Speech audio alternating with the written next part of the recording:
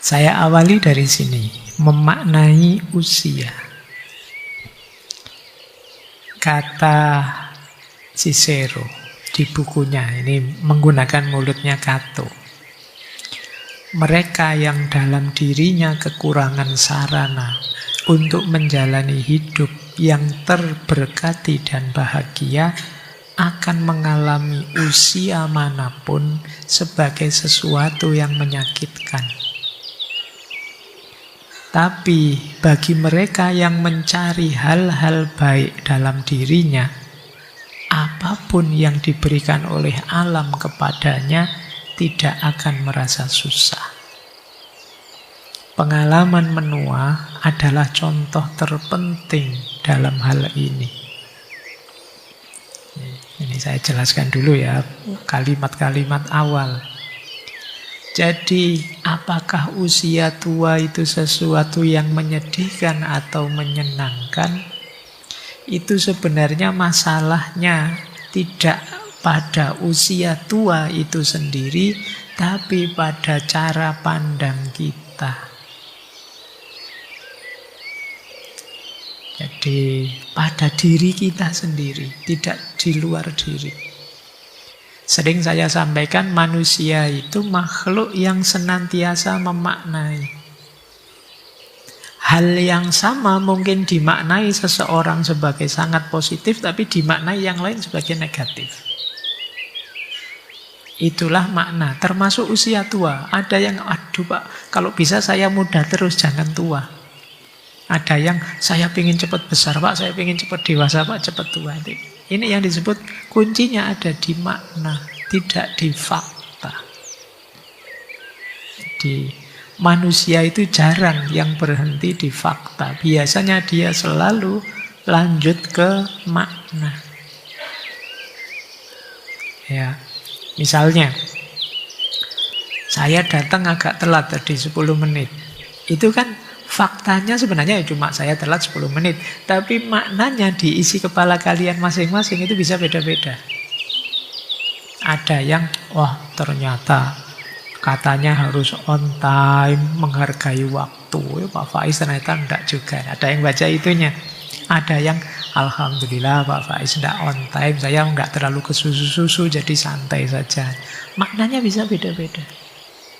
Faktanya sama. Usia tua juga begitu. Jadi tergantung dirinya. Kalau orang cara pandangnya positif, bahkan hal-hal yang negatif bisa dibaca positif. Dia tidak akan merasa susah. Jadi bagi mereka yang mencari hal-hal baik dalam dirinya, apapun yang diberikan oleh alam padanya, dia tidak akan susah.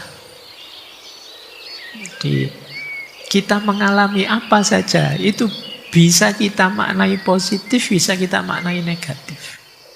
Sakit bahkan itu bisa positif.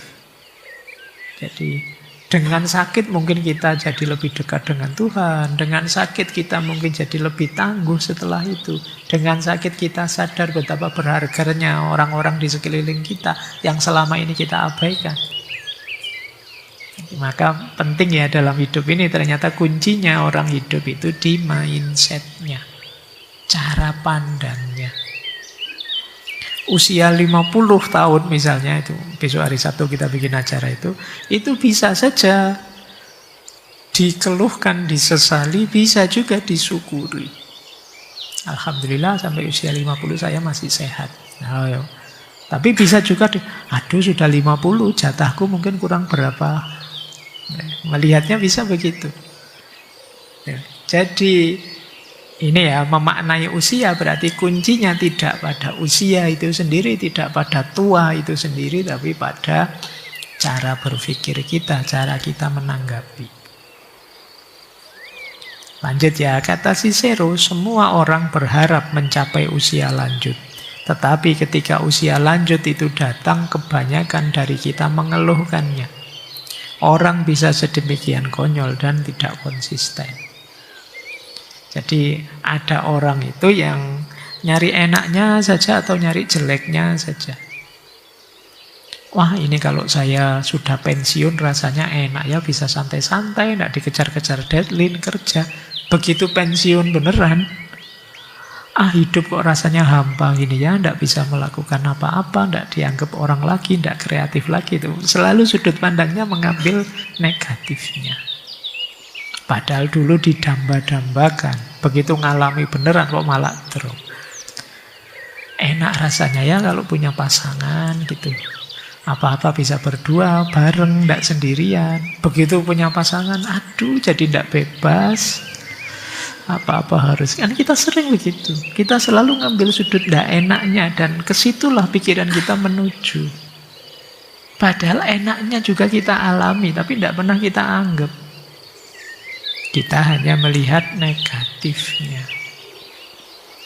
Demikian juga dengan usia tua. Maka nanti diingat-ingat buat kalian ya, kalau menuju usia tua, ayolah mindset kita kok kuncinya bukan ketuaan itu sendiri.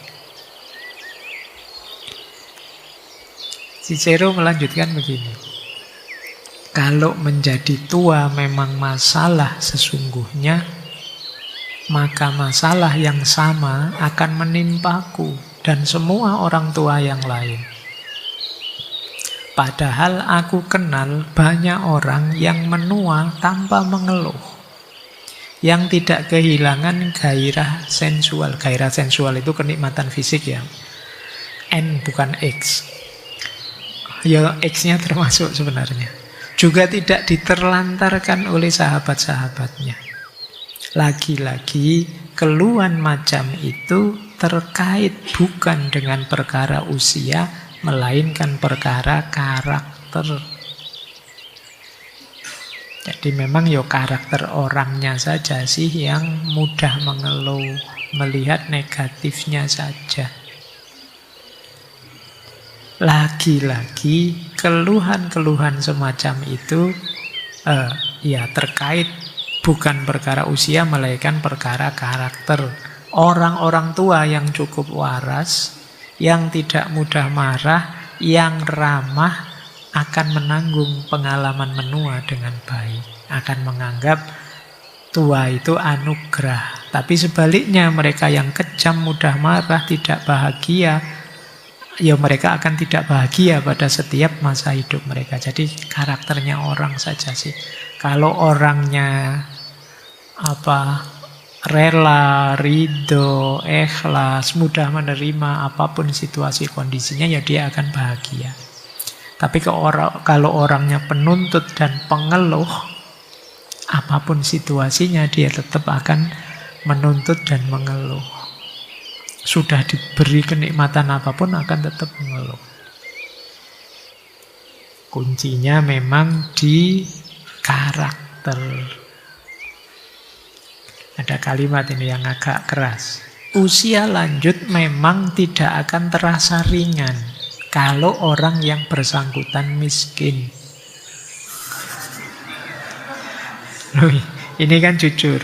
Bahkan orang bijak sekalipun, meskipun sebijaksana apapun, kalau miskin ya abot. Ya. Jadi kata Cicero begitu. Tapi sekaya apapun, kalau orangnya sendiri bodoh, semua uang di dunia tidak akan membuat pengalaman menua terasa mudah. Ya, diperhatikan titik kuncinya ini. Jadi iya sih kalau miskin soro sih memang berat hidup ini. Tapi jangan dikira solusinya hanya uang saja. Karena apa? Bahkan kombinasi banyak kekayaan, tapi kalau plus kebodohan, itu jauh lebih berat. Jadi kalau bisa ya kaya plus bijaksana. Miskin plus bijaksana berat memang. Oke ya. Tapi di bawah itu ada kaya tapi bodoh. Ini lebih berat daripada miskin tapi bijaksana. Apalagi sudah miskin bodoh. Jadi itu paling berat sudah. Maka berarti apa? Kuncinya tetap yang paling parah karakternya, orangnya. Kalau orangnya konyol, bodoh, ya bahkan mungkin uangnya banyak, hartanya banyak pun ya dia tetap akan sengsara hidupnya. Kenapa? Dia tidak bisa menyikapinya dengan pas, dengan bijaksana, mengelolanya dengan pas, dengan bijaksana. Kalau orang miskin tapi bijaksana masih mending, masih bisa bertahan lah. Paling tidak dia bisa dihibur oleh quotes-quotes, oleh pikiran-pikiran. Pokoknya pasrah pada Tuhan. Dunia ini hanya penjara. Dunia hanya sementara. Mampir ngombe kayak gitu bisa lah selamat. Jadi masih lumayan. Tapi kalau sudah miskin bodoh ya innalillahi sudah. Baik, jadi berarti apa? Tua itu berat atau tidak, menyiksa atau tidak, menyusahkan atau tidak, kuncinya ada pada karakternya setiap orang. Justru pertama-tama tidak di faktanya. Maka kalau kalian bilang, alapa pakai teori apapun kalau tidak punya duit ya tidak ada artinya. Kamu tidak salah, tapi kombinasi duit itu dengan apa dulu? Kombinasi harta itu dengan apa dulu? Kalau dengan kebodohan, maka hartamu bisa saja jadi musibah dalam hidupmu.